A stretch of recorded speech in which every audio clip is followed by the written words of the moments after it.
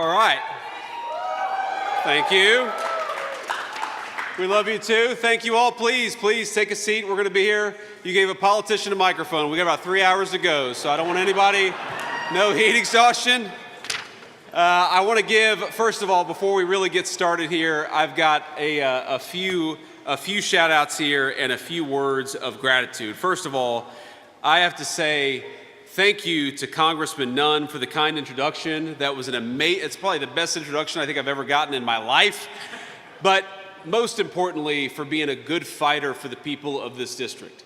Because when you send somebody to Congress, you're never, ever going to agree with every single thing that they do, but you deserve to know that when they're in the halls of power, and especially when the cameras are off, they're thinking about you, about your families, and about your future.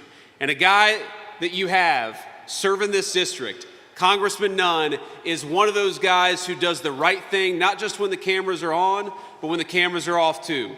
And remember, when the President of the United States at the State of the Union address asked everybody, please stand if you agree with the statement that America's government ought to be fighting for America's citizens rather than illegal aliens, Congressman Nunn was standing up and fighting for you, and none of the congressional Democrats could raise their hand.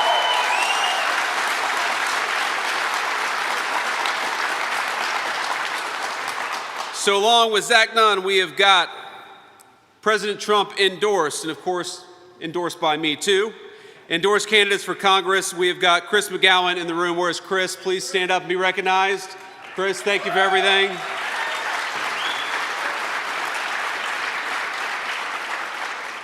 I saw Chris backstage. He said he doesn't really have an opponent. And I said, that must be nice. Of course, we ran against Kamala Harris and Tim Walz last election, so not all that different, but that's okay. That's okay. We have got Joe Mitchell in the house. Where's Joe? Please stand up. Joe, thank you.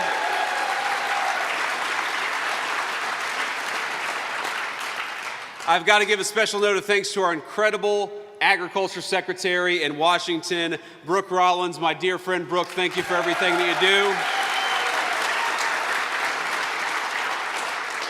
We've got your great governor here in Iowa, Kim Reynolds. Kim, thank you so much for being here.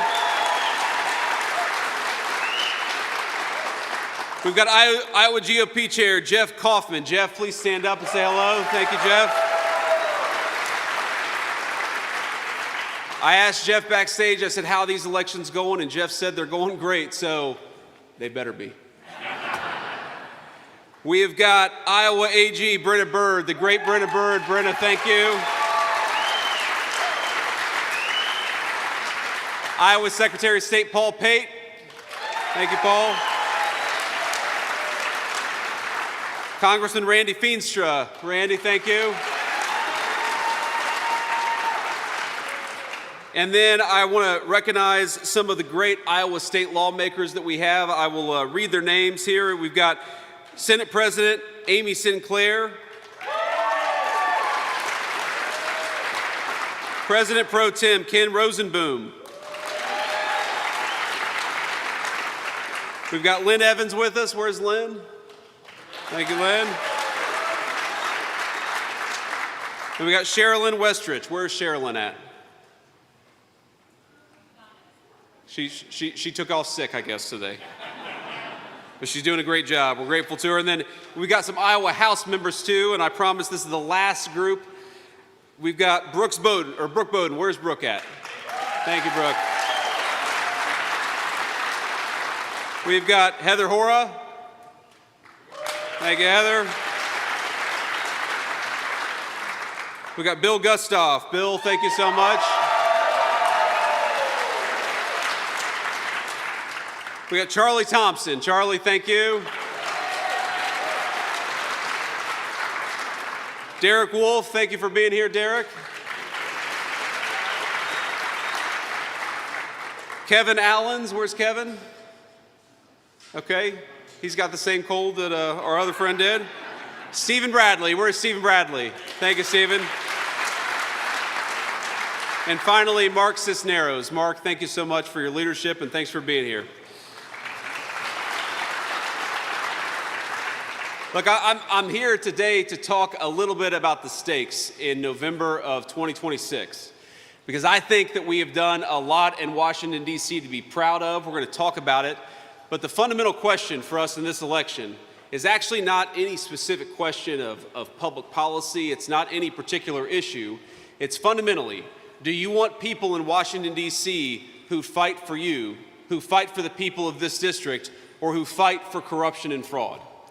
Because I'm 41 years old, and for the first time in my entire life, I think we have seen a major political party in the United States of America completely go off the rails. They're not just talking about different views on taxes or on regulation or on the Clean Water Act, as important as all of those things are. They're talking about who does the government actually stand and fight for. When the President of the United States asked the entire Congress to stand for the simple principle that the people's government ought fight for the American people first, what did we see? We saw every single congressional Democrat sit on their hands. They didn't care about you. They didn't care about the people of this district. They didn't care about the farmers or the factory workers or the people who actually make this country run.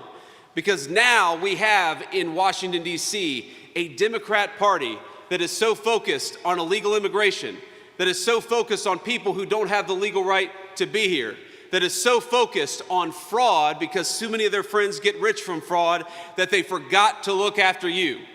And whatever your political views, whether you're a sensible Republican, independent, or even a sensible Democrat, because I know we got a lot of those in Iowa, not in Washington, D.C., I think that you deserve to have a President of the United States and a congressman like Zach Nunn who fights for you every single day, and that's what he's been doing.